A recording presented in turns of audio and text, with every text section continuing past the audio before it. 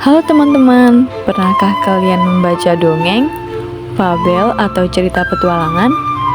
Cerita-cerita tersebut termasuk teks narasi. Pada video kali ini kita akan membahas apa itu teks narasi serta unsur-unsur yang terdapat dalam teks narasi. Teks narasi adalah teks yang menceritakan suatu peristiwa atau rangkaian kejadian yang disusun secara berurutan dari awal, tengah, hingga akhir, sehingga membentuk sebuah cerita yang utuh.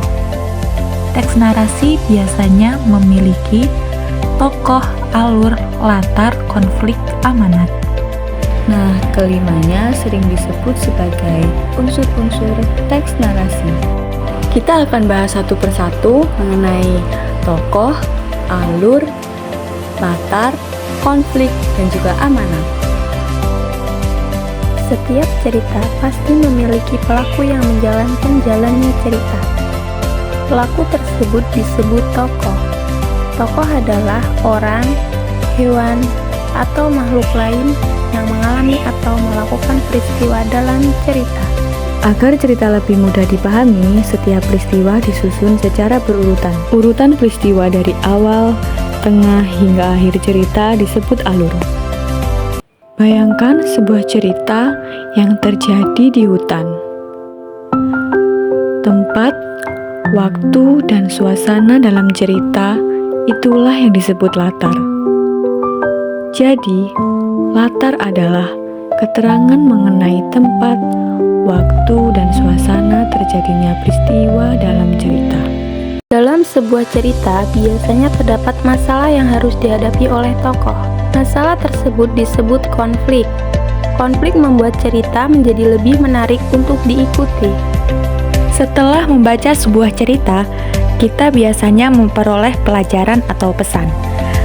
Pesan yang ingin disampaikan penulis kepada pembaca disebut amanat. Nah, sekarang kalian sudah mengetahui apa itu tokoh, latar, alur, konflik, dan amanat.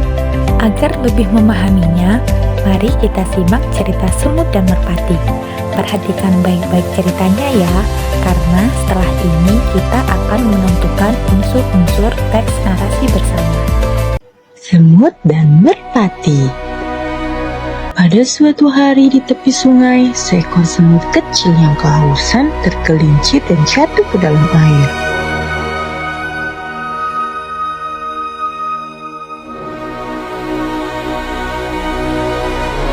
Ia mulai tenggelam dan berteriak meminta tolong, tetapi tidak ada yang mendengar.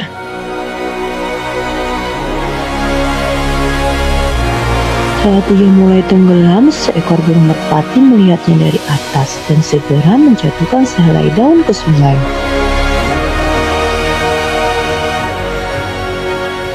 Semut naik ke daun itu dan selamat. Lalu semut mengucapkan terima kasih kepada merpati dan akan mengingat kebaikannya.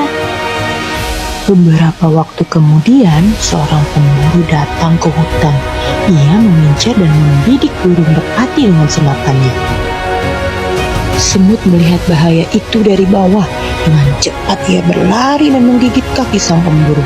Si pemburu kesakitan dan menjatuhkan senapannya, membiarkan burung merpati terkejut dan terbang menjauh dengan selamat.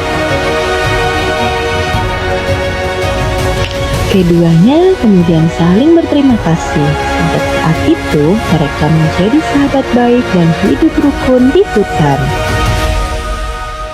Bagaimana teman-teman? Menarik bukan? Sekarang, mari kita tentukan unsur-unsur teks narasi dari cerita yang telah kita simak ya.